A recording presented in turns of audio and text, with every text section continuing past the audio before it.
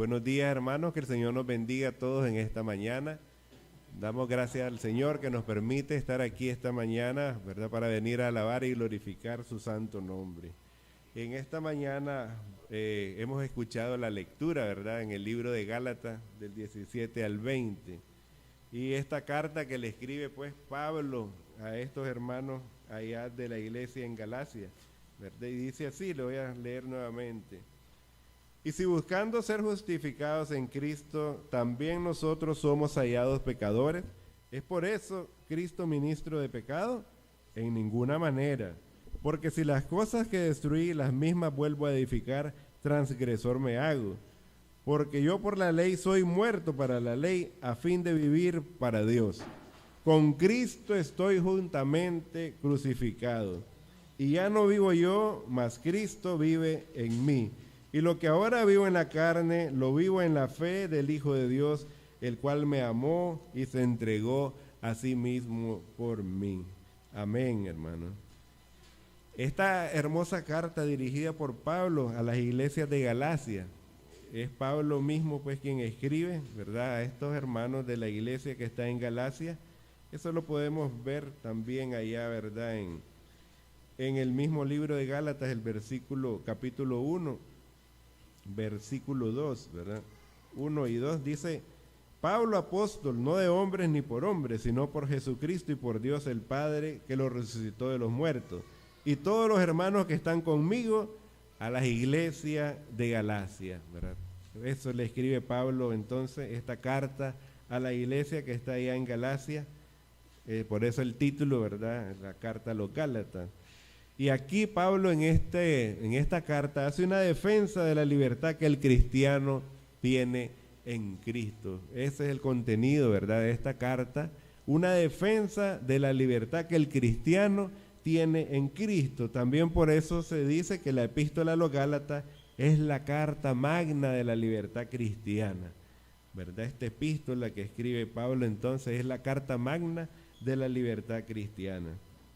Y Pablo defiende la doctrina de la justificación por la sola fe. Esto que acabamos de leer es una plática que tenía Pablo con el apóstol Pedro, ¿verdad? Si ustedes leen ahí versículos anteriores de este capítulo, pues Pablo está reprendiendo al apóstol Pedro porque cuando llega, está en Galacia, está con él, está en estas iglesias, ¿verdad?, que son gentiles, no son judíos, ¿verdad? Y están entonces, hay un problema, pudiéramos decir, del movimiento de la circuncisión y la incircuncisión, ¿verdad? Cuando llegan los judaizantes, los judíos convertidos, ¿verdad?, al cristianismo, Pedro, antes de que ellos llegaran, está con los gentiles, come con ellos, está con todos los hermanos de la iglesia. Pero cuando llegan los judaizantes, Pedro se aparta, ¿verdad? Pedro se va con ellos por temor a los de la circuncisión. Y entonces por eso es que Pablo le da de estas palabras, ¿verdad? Y dice que le llamó la atención delante de todos los hermanos. Entonces hace una defensa de la libertad que el cristiano tiene en Cristo. Por eso decimos pues que Pablo defiende la doctrina de la justificación por la sola fe. Y es una experiencia que los mismos Gálatas habían tenido. Por eso también pues Pablo escribe estas palabras. Ahí en el 3, ¿verdad? Capítulo 3 del 1 al 5, dice así: Oh Gálatas insensatos, ¿quién os fascinó para no obedecer a la verdad? A vosotros, ante cuyos ojos Jesucristo fue ya presentado claramente entre vosotros como crucificado. Esto solo quiero saber de vosotros: ¿recibisteis el Espíritu por la obra de la ley o por el oír con fe? Tan necios sois, habiendo comenzado por el Espíritu, ahora vais a acabar por la carne. Tantas cosas habéis padecido en vano, si es que realmente fue en vano. Aquel pues que os suministra el Espíritu y hace maravillas entre vosotros, ¿lo hace por la obra de la ley o por el oír con fe? Entonces Pablo también pues le da estas palabras, ¿verdad? Exhorta a esta iglesia de Gálatas porque también de repente están fascinados oyendo este tipo de doctrina, ¿verdad? Y Pablo también le llama fuertemente la atención. ¿verdad?, a estos hermanos de la iglesia de Galacia. Está diciendo, ¿van a vivir entonces por la ley? ¿Van a vivir por la carne? ¿O van a vivir por la fe en el Señor Jesucristo? Aquel pues que os suministra el Espíritu y hace maravillas entre vosotros, ¿lo hace por la obra de la ley o por el oír con fe? Entonces vemos pues que aquí Pablo está con estos hermanos, ¿verdad?, llamándoles la atención también, igual que a Pedro, que está en ese momento, ¿verdad?, está en esa situación, y Pablo pues le llama la atención, y por eso estas palabras, ¿verdad? Él dice, yo lo reprendí cara a cara y delante de los hermanos, porque cuando estaban los judaizantes se apartó de los gentiles, y antes que vinieran ellos comía y bebía con ellos. Entonces, ¿qué pasa? Estás volviendo a la ley, ¿verdad? Y Pablo pues que había sido un fariseo de fariseos, que había vivido conforme a la ley. Todos sabemos el pasado de Pablo, ¿verdad?, cómo perseguía a la iglesia y cómo vivía bajo la ley. Pero ahora que conocía a Cristo, y es por eso esta defensa, ¿verdad?, y por eso esta carta a los Gálatas, ¿verdad?, que da entonces para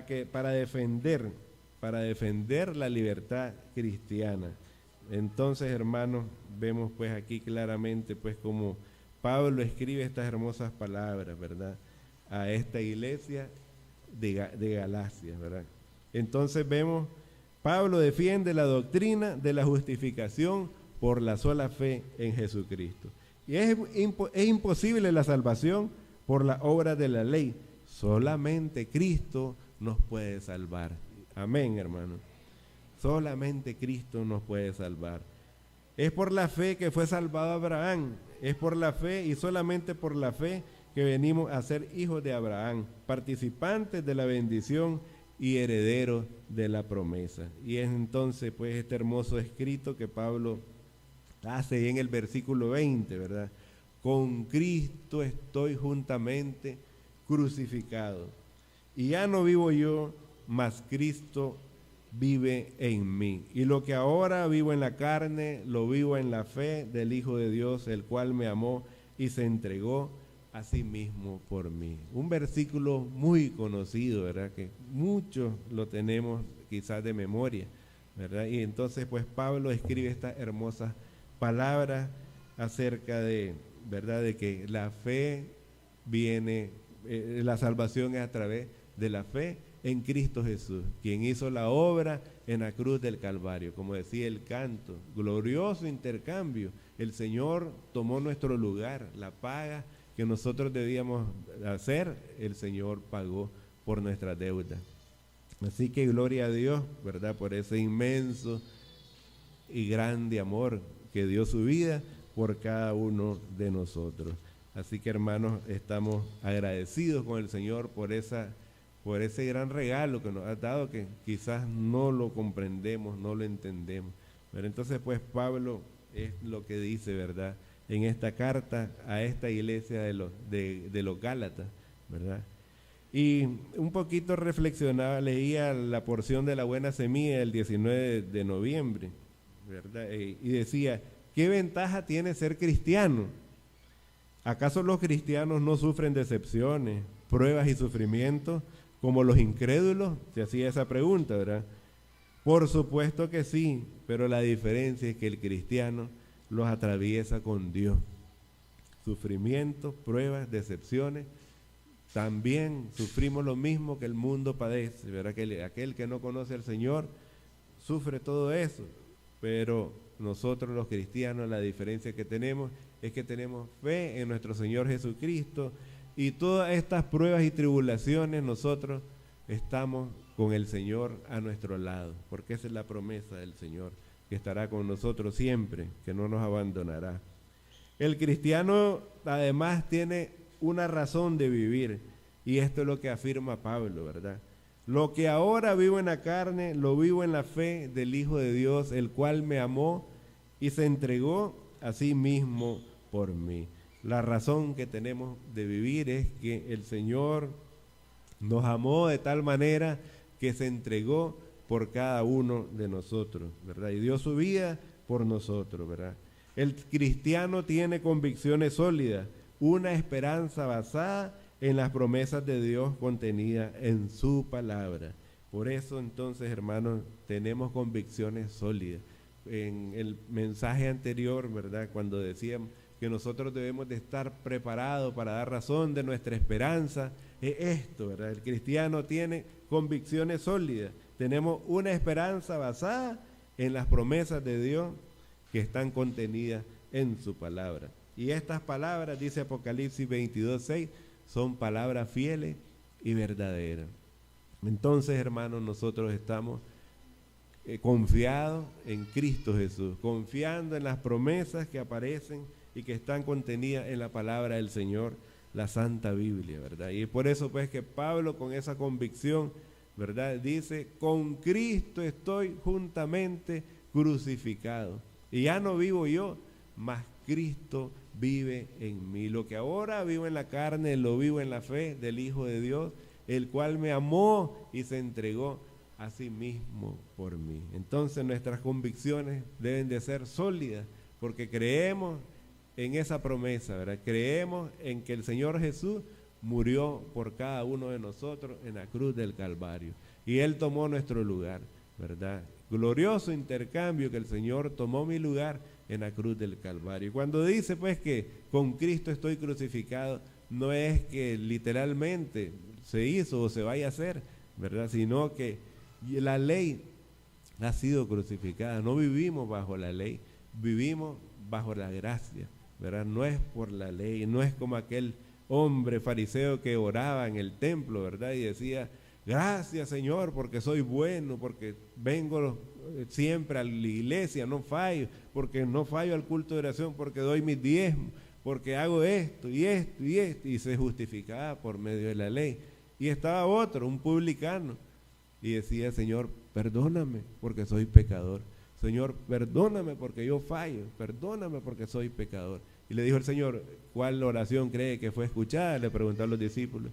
La de aquel hombre que decía: perdóname porque soy pecador.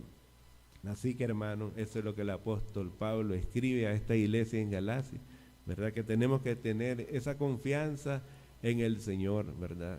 No estamos bajo la ley, estamos bajo la gracia, estamos nosotros confiando en que el Señor pagó nuestra deuda en la cruz del Calvario. Así que, hermanos, nosotros tenemos estas promesas. Nosotros debemos de confiar en estas promesas de que el Señor está con nosotros. Sí hay dificultades, sí hay enfermedades. Gloria a Dios por los testimonios de esta mañana, porque el Señor ha contestado a su iglesia, ha dado salud, ¿verdad? Ha tocado vida y ha dado esa anhelada salud. Damos honra y gloria al Señor por ello, y estamos viendo pues este testimonio vivo de que el Señor está con nosotros, ¿verdad? Y en todo momento, ¿verdad? Hay momentos, ¿verdad?, pues que en la soberanía del Señor, el Señor da otras respuestas, ¿verdad? Pero en todo momento el Señor está con nosotros. Sea cual sea la respuesta del Señor, el Señor siempre nos acompaña. El Señor nunca nos abandona. Y es lo que entonces Pablo le explicaba a esta iglesia en Galacia, ¿verdad?, de que nosotros tenemos una esperanza. Nosotros debemos de tener convicciones sólidas, porque creemos y confiamos en un Cristo vivo, un Cristo que resucitó al tercer día, ¿verdad?, de la tumba, y que la tumba no le pudo encerrar. Por eso nuestra confianza y nuestra esperanza está basada en las promesas de Dios que están contenidas en sus palabras. Y como dice Apocalipsis 22:6, estas palabras son fieles y verdaderas. Así que, hermanos, aprendamos cada día a confiar más en estas promesas del Señor, a tomarnos más de la mano del Señor. Vemos, ¿verdad?, los tiempos, vemos los días que vienen, ¿verdad? Dice, los días son malos, pero confiemos en el Señor, ¿verdad? Confiemos en el Señor, pongamos toda nuestra esperanza, toda nuestra confianza en el Señor, porque también la palabra dice que Él tiene cuidado de nosotros. Hermanos, cada día tomémonos de la mano del Señor. Que el Señor nos bendiga y nos guarde a todos en esta mañana, hermanos. Amén.